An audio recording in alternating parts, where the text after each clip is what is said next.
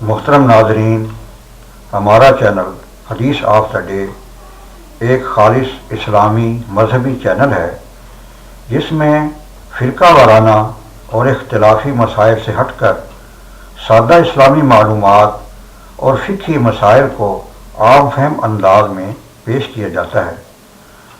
اگر آپ نے ابھی تک ہمارے چینل کو سبسکرائب نہیں کیا تو ویڈیو میں موجود دائیں طرف سرخ رنگ کے بٹن پر کلک کریں تاکہ آپ کو ہماری آنے والی نئی ویڈیوز کے بارے میں مکمل رہنمائی ملتی رہے۔ شکریہ۔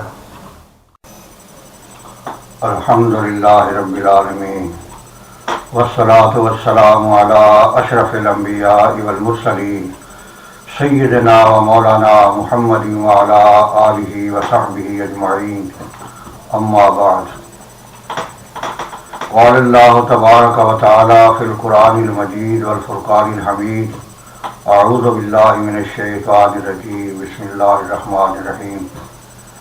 ومن يتوکل علی اللہ فهو حسبہ، وقال اللہ تبارک و تعالی فی مقام آخر، وعلی اللہ فلیتوکل المتوکلون، صدق اللہ العظیم۔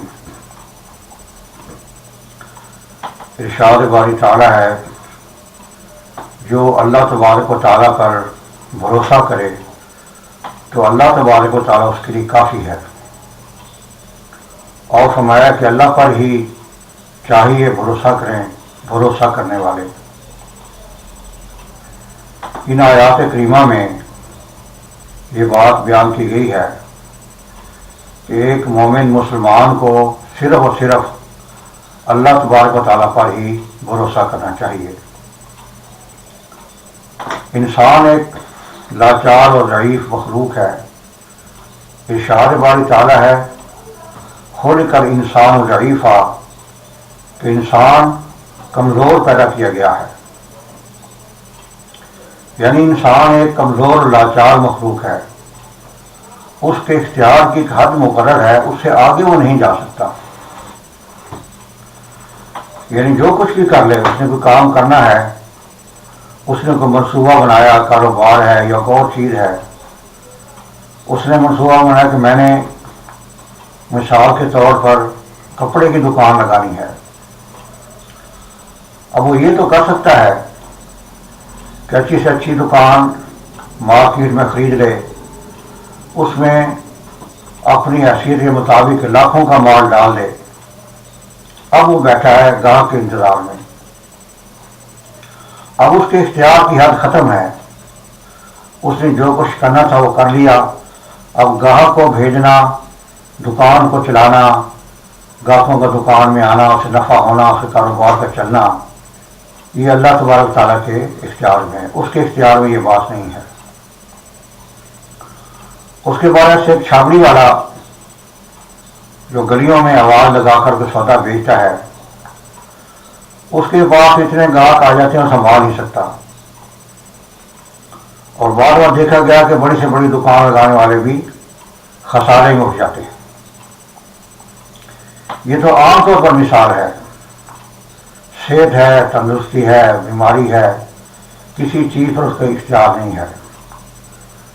اس نے شادی کر لی، الحمدللہ اچھی بیوی ہے، خدمت گزار بیوی ہے، تابع فرمان بیوی ہے، سب کچھ ہے، مگر اولاد کا حاصل کرنا اس کے اختیار میں نہیں ہے۔ یہ اللہ تعالیٰ کے اختیار میں ہے، یہ اللہ تبارک تعالیٰ کی تقسیم ہے۔ کئی تو اتنی اولاد دیر تک وہ لوگ تنگ آ جاتے ہیں، اور کئی لوگ ایک بیٹے یا بیٹی کے لیے ترستے ہیں، دنیا بھر کے حکیموں کے پاس جاتے ہیں، ڈاکٹروں کے پاس جاتے ہیں، علاج کرتے ہیں، قیمتی دوائیاں استعمال کرتے ہیں، مگر یہ چیز اللہ تعالیٰ کے اختیار میں ہے۔ اسے چاہے بیٹا دے دے یا بیٹی دے دے، یا بیٹیاں ہی دے دے یا بیٹے دے دے، سب چیز کے اختیار میں ہے، یا انسان کی حد ختم ہے۔ اسی طرح زندگی کے جس بھی جگہ کو لے لیں، جس مقصد کو لے لیں، جس میدان کو لے لیں، جہاں بھی آپ جائیں گے، انسان کے اختیار کی ایک حد ہے، اس سے آگے وہ نہیں جا سکتا۔ تو اسے لازمی طور پر پرانی تعلیمات کے مطابق ہر چیز میں اللہ پر بھروسہ کرنا پڑتا ہے، اگر وہ اللہ تبارک تعالیٰ بھروسہ کرے گا، اپنی جو سے اللہ نے نعمتیں عطا فرمائیں اس پر وہ قانع رہے گا، اللہ کا شکر ادا کرے گا، یہ چیز اس کے اختیار میں ہے۔ تو اللہ تبارک شاہ باری تعالیٰ ہے کہ جو آدمی اللہ تعالیٰ کی نعمتوں کا شکریہ ادا کرتا ہے تو اللہ تبارک تعالیٰ اپنی نعمت اس پر اور بھی بڑھا دیتے ہیں۔ اور اشارہ باری تعالیٰ ہے کہ اللہ تبارک تعالیٰ انسان کا دوست ہے، اور وہ کیا ہی اچھا دوست، کیا ہی اچھا مددگار ہے، نعم المولا و نعم النصیر۔ اللہ تبارک تعالیٰ کے بارے میں عام طور پر تصور پایا جاتا ہے کہ ہاں اللہ تعالیٰ موجود ہے، ہم اس کی عبادت کرتے ہیں، اور بس یہ عام طور پر بات یہی ہے۔ باقی اپنے اپنے سوچیں، اپنے اپنے خیالات ہیں، اور کسی نے کاروبار کرنا ہے تو پلاننگ بناتا ہے، منصوبے بناتا ہے، سب کچھ سوچتا ہے، اور ذہن میں یہ بات کبھی آتی کبھی نہیں آتی کہ میں اللہ تعالیٰ بھروسہ کروں، اللہ تعالیٰ سے دعا مانگ کر چلوں تو میرا کاروبار صحیح ہوگا، یہ میرا فلاں کام بن جائے گا، یہ میرا مقصد فلاں پورا ہو جائے گا۔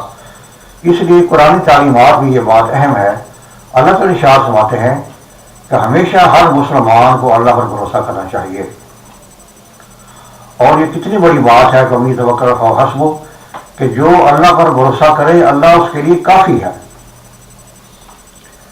یہاں کافی کی یعنی کہ تشریح نہیں کر سکتے کہ اللہ تبارک تعالیٰ کن کاموں میں کافی ہے اور کیسے کافی ہو جاتا ہے، لیکن جب اتنی بڑی ذات یہ بات فرما دے کہ جو مجھ پر بھروسہ کرے گا میں اس کے تمام کاموں پر کافی ہو جاؤں گا، اسے کسی اور کی ضرورت نہیں رہے گی۔ لیکن صاف واضح اعلان ہے کہ جو آدمی اللہ تعالیٰ بھروسہ کرتا ہے اللہ تعالیٰ اس کے لیے کافی ہو جاتا ہے۔ مگر بات یقین کی ہے، یقین اگر ہو، یقین کامل ہو تو کام بن جاتے ہیں۔ اللہ تعالیٰ شاکر انا عند ظن عبدی، کہ میں انسان کے گمان کے مطابق فیصلہ کرتا ہوں۔ جیسا کوئی بندہ میرے بارے میں گمان رکھتا ہے، یقین رکھتا ہے کہ اللہ تعالیٰ سے میری مدد فرمائیں گے تو میں اسی طرح مدد کر دیتا ہوں، اور اس کے ذہن میں یہ بات ہے ذہن میں کہ پتہ نہیں میرا کام ہوتا ہے نہیں ہوتا، اللہ تعالیٰ میری مدد کرتے یا نہیں کرتے، اس کے اس خیال گمان کے مطابق فیصلہ کیا جاتا ہے۔ لہذا انسان کو اللہ تعالیٰ کے بارے میں ایک گمان رکھنا چاہیے کہ انشاءاللہ اللہ تعالیٰ میرے تمام کام میں کافی ہو جائیں گے۔ جتنی آپ زندگی ہر میدان میں دیکھیں اللہ تعالیٰ ارشاد فرماتے ہیں کہ ان الحکم الا للہ، حکم صرف اللہ تعالیٰ ہے، اور فرمایا کہ وَلِلَّهِ مَلَكُوتُ السَّمَاوَاتِ وَالْأَرْضِ، اللہ ہی کے ہاتھ میں بادشاہی زمین اور آسمانوں کی، اور فرمایا کہ پہلے بھی اسی کا حکم ہے، بعد میں بھی اسی کا حکم ہے۔ اور جب اللہ تبارک و تعالیٰ حکم کے بغیر کوئی کام ہو نہیں سکتا، پوری کائنات میں جو جو کام ہو رہے ہیں، جہاں بھی کوئی حرکت ہو رہی ہے، انسان چل رہے ہیں، انسان ہے، جنات ہے، پرند ہے، جو کچھ بھی ہو رہا ہے اللہ کے حکم اس کے ارادے سے ہو رہا ہے۔ تفسیر میں آتا ہے کہ جس طرح ایک ظاہری نظام ہے اسباب کا کہ آدمی پانی پیے گا تو بھوک پیاس مٹ جائے گی، کھانا کھائے گا بھوک مٹ جائے گی، اسی طرح ہر کام وسیلے سے ہوتا ہے۔ کہیں آدمی پہنچنا ہے اسے لازمی سواری کی ضرورت پڑتی ہے، بغیر سواری کو پہنچ نہیں سکتا۔ اسی طرح باطن میں بھی جو ہمیں نظر نہیں آ رہا ایک سلسلہ اسباب ہے، جہاں اللہ تعالیٰ نے اپنے کام فرشتوں کے سپرد کر رکھے ہیں، یعنی جو اللہ کا حکم ہے اس نے جیسے نافذ ہونا ہے ویسے وہ ہو جاتا ہے، اور یہ فرشتوں کا کام ہے، یعنی ویسے وہ اسباب بن جاتے ہیں۔ کسی نے مثلا کسی کا ٹائم آ گیا، اس کا وقت ختم ہو گیا، اس کے ذہن میں یہ بات قدرت طور آ جاتی ہے کہ میں نے فلاں جگہ جانا ہے۔ قرآن پاک ارشاد باری تعالیٰ ہے کہ اللہ کا بہتر جانتے ہیں کہ یہ آدمی کہاں فوت ہوگا، کس زمین میں دفن ہوگا۔ جہاں اس نے دفن ہونا ہوتا ہے تو اس کے ذہن میں یہ بات قدرت طور آ جاتی ہے کہ میں نے وہاں جانا ہے، آج میں نے سفر پر جانا ہے اور میں نے وہاں پہنچنا ہے، مجھے ضروری کام ہے، حالانکہ اس کی موت سے وہاں لے جا رہی ہوتی ہے، اور یہ اللہ کا حکم ہے۔ اسی طرح دیگر کام ہیں، رزق ہے، بیماری ہے، تنگی ہے، یعنی اس میں جو بات ہونی ہوتی ہے اللہ کے حکم سے وہ ہو جاتی ہے۔ اس لیے بنیادی بات یہ ہے کہ آدمی ہر کام اللہ کے سپرد کر دے۔ فرمایا کہ بسم اللہ الرحمن الرحیم، یعنی میں اپنے کام کی ابتدا کرتا ہوں اللہ تعالیٰ کے نام سے جو نہایت مہربان رحم کرنے والا ہے۔ اس میں ایک لفظ ہے بسم اللہ آنا، اب بتا دیو کہ میں اپنے کام کو اللہ تعالیٰ کے نام کے ساتھ شروع کر رہا ہوں۔ اور شاہ حدیث میں آتا ہے کہ جو کام اللہ تعالیٰ کے نام کے ساتھ شروع کیا جائے اس میں ہمیشہ خیر ہی خیر ہوتی ہے، اور جس کام کو اللہ تعالیٰ کو یاد نہ کر کے ایسے ہی شروع کر دیا جائے وہ کام کبھی پایہ تکمیل کو نہیں پہنچتا۔ لہذا ایک مسلمان کی شان یہ ہر وقت وہ اللہ تعالیٰ کا ذکر کرے، اللہ تعالیٰ کو یاد کرے، اپنے ہر تمام کاموں میں اللہ پر بھروسہ کرے، تو انشاءاللہ اس کے کام بن جائیں گے، اس کے کاموں میں خیر ہی خیر ہوگی۔